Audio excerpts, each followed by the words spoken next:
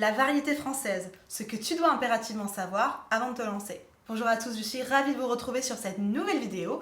Bienvenue sur ma chaîne YouTube, je me présente, je m'appelle Elena Hurstel et je suis votre coach vocal depuis 2013 pour faire de votre voix votre allié numéro 1.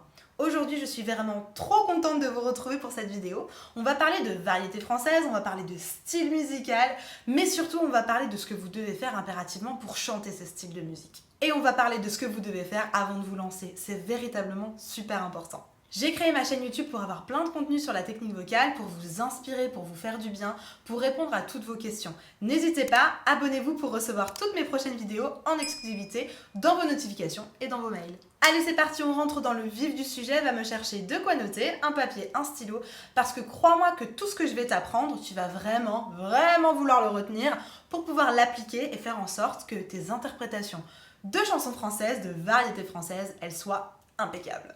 Déjà, la première chose, qu'est-ce que c'est la variété française?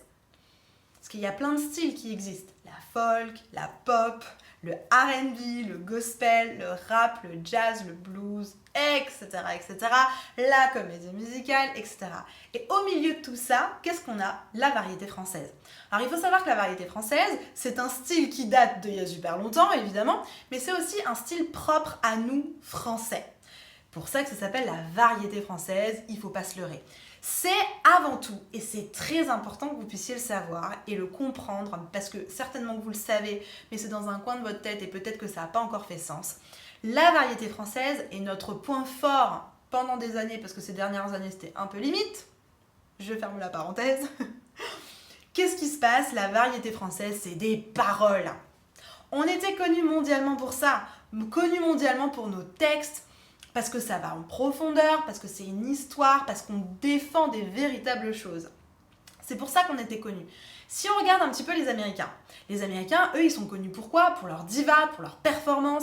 Ils sont connus pour avoir des notes qui vont dans tous les sens.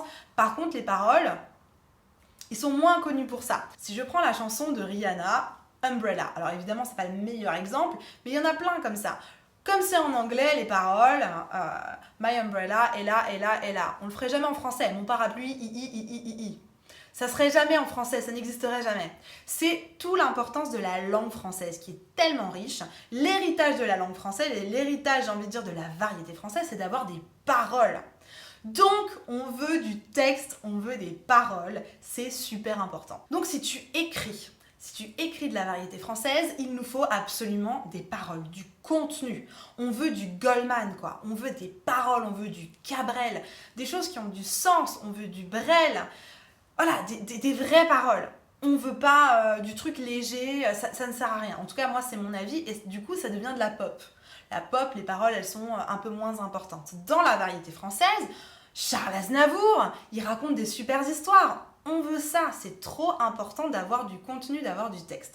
Donc si tu écris, fais-moi du texte. Si tu es interprète de variété française ou si tu veux être interprète ou chanter de la variété française, chante et trouve-moi une chanson qui a du texte. Deuxième chose importante, il faut une histoire. Hyper important. Parce que du texte, c'est bien, mais avoir un texte qui n'a aucun sens, ça peut être un parti, mais du coup, encore une fois, pour moi, ça ne sera pas de la variété française. Il faut que ce texte, on vient d'en parler à l'instant, il faut que ce texte, il ait un sens. Il faut qu'il ait une histoire, il faut qu'il raconte quelque chose. Quand Charles Aznavour nous raconte la Bohème, il y a une véritable histoire. C'est ça la variété française. Quand Brel nous raconte le port d'Amsterdam, il y a une véritable histoire, il se passe quelque chose. C'est ça qu'on veut. Donc véritablement, si tu veux chanter ou si tu veux écrire de la variété française, écris du texte, mais avec une direction, avec une histoire. C'est super important. Avant de te parler de la prochaine astuce, mets un petit like à cette vidéo. Pourquoi? Parce que ça va me permettre simplement de savoir si tu apprécies le contenu. Et très important, n'oublie pas que cette chaîne, on l'a construite ensemble. Vous allez retrouver plein de choses, mais j'ai besoin de savoir quels sont les thèmes qui vous intéressent. Donc mets un petit like, ça me donnera une super indication. Troisième point, il va falloir de l'interprétation. Je reviens toujours au même, mais regarde Brel, regarde Aznavour, ils sont en train d'interpréter. Ils racontent, ils le vivent avec leur tripes.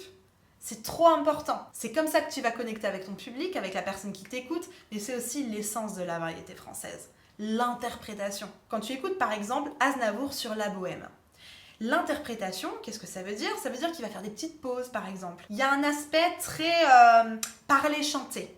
Je pense que vous voyez ce que je veux dire. Par exemple, il commence comme ça. Je vous parle d'un temps que les moins de 20 ans ne peuvent pas connaître. Montmartre, en ce temps-là, accrochait ses lilas jusque sous nos fenêtres. Voyez, c'est pas « Je vous parle d'un temps que les moins de 20 ans ne peuvent pas connaître. Montmartre en ce temps-là, accrochait ses lilas jusque sous nos fenêtres. » Ça, c'est pas la variété française. La variété française, il y a cette espèce de j'avance et d'un coup, je fais un peu plus lent et ça repart. C'est pas quelque chose, c'est pas comme de la funk. Etc. C'est pas hyper cadré quoi, d'accord? C'est je vous parle d'un temps que les moins de 20 ans ne peuvent pas connaître. Je vous défie par exemple de trouver 2 versions exactement à l'identique de Charles Aznavour. Je vous défie de trouver 2 versions identiques de Brel. C'est impossible. Parce qu'ils sont vraiment dans cette interprétation, le fait de raconter leur histoire, de raconter leur texte. Et donc, à ce moment-là, tu peux pas faire 2 fois pareil. C'est pas possible. Ça m'intéresse. Mets-moi en commentaire la chanson de variété française que tu aimes le plus. Donc tu me marques variété française, 2 points, et tu me marques, je sais pas moi, La Quête de Brel, qui moi est une de mes chansons préférées. Le Port d'Amsterdam, on en a parlé, La Bohème, que j'aime par-dessus tout aussi. Il y en a plein. Mets-moi en commentaire, véritablement, ça m'intéresse de savoir. Ensuite, ce que tu dois aussi impérativement savoir avant de te lancer, c'est quelle est la bonne technique vocale pour de la variété française. Super important. On en parlait juste avant, il y a une espèce de déclamé chanté. C'est souvent un petit peu une voix parlée qu'on va utiliser ensuite pour chanter. Regarde Gainsbourg, regarde Jane Birkin, etc. C'est souvent une voix parlée qui découle un petit peu sur une voix chantée. Rien à voir d'une chanson américaine, d'une diva de la pop par exemple. Donc c'est super important que tu puisses définir exactement quel est le mode vocal. Rappelez-vous, j'utilise la technique de la CVT, donc quel est le mode vocal qui va être le plus présent dans la variété française pour que vous puissiez le reproduire et avoir exactement le même timbre. Sinon, ça va paraître vraiment bizarre. Si ça t'intéresse de travailler sur ton mode vocal, si ça t'intéresse de travailler sur tout ça et que je t'accompagne, regarde en description, il y a un petit lien avec un sondage, avec un petit formulaire. Remplis les différentes questions pour que je puisse savoir exactement ce dont tu as besoin. Et ensuite, en fonction, je t'appelle et on discute de tout ça ensemble. Sur mesure, en étant efficace. La variété française, c'est un style qui a beaucoup d'émotions. C'est vraiment le but. On raconte une histoire, on raconte un texte, c'est pour qu'il y ait de l'émotion. Je vais vous raconter une petite anecdote d'un concert. Je chantais La Bohème, d'ailleurs, sur scène, parce que j'aime beaucoup cette chanson, elle me parle beaucoup. Je chantais cette chanson-là sur scène, je l'avais évidemment bien travaillée, j'avais analysé mon texte, j'avais travaillé sur mon histoire, j'avais travaillé sur mon interprétation, j'avais travaillé sur ma technique vocale, etc., etc. Et j'arrive sur scène, et en fait, dès le départ, je me suis mis dans mon personnage. Dès le départ, j'étais dans mon interprétation. Et c'était super rigolo parce que je le vivais vraiment en fait. Et c'est ça la force de la variété française. Je vivais vraiment ce que j'étais en train de raconter. Et je me rappellerai toujours, ce jour-là, il y avait la productrice du spectacle qui est venue me voir après. Et elle m'a dit, mais Elena, cette chanson, elle te va tellement bien. Et j'avais envie de dire, bah oui, parce que je l'ai travaillée en fait. Et souvent, on pense que on va sur scène, on chante sa chanson et la magie opère. Non, c'est une préparation. Et je vous assure que si vous prenez toutes ces étapes-là, ça va être naturel, complètement naturel. Si vous voulez aller plus loin dans votre technique vocale, n'hésitez pas. Je vous ai mis en description un lien avec une vidéo privée. Vous allez véritablement y trouver des pépites, je vous conseille d'aller la visionner. La variété française, ce que tu dois impérativement savoir avant de te lancer. J'espère que tous ces conseils font sens, que vous les avez notés et que vous êtes prêts à passer à l'action pour pouvoir faire en sorte que ça fonctionne. En tout cas, c'est tout ce que je vous souhaite. Avant de partir, il y a une vidéo que tu dois absolument voir. Elle s'appelle « Comment poser sa voix ». Je te la mets juste là, tu as juste à cliquer. Crois-moi, tu dois absolument la voir. Il y a plein de choses qui vont être la continuité du travail de ce qu'on vient de faire maintenant dans cette vidéo. Donc véritablement, si tu as à cœur de continuer à travailler sur ta voix, va prendre des notes et va appliquer les conseils qui sont dans cette vidéo. En attendant de vous retrouver juste après dans la prochaine vidéo, prenez grand soin de vous et à très vite.